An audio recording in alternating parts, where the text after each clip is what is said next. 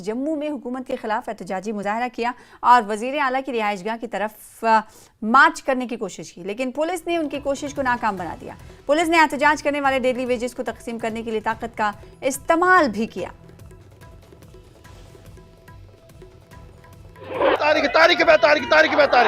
अब वो नहीं चलेगी, अब वो नहीं चलेगी, अब वो नहीं चलेगी।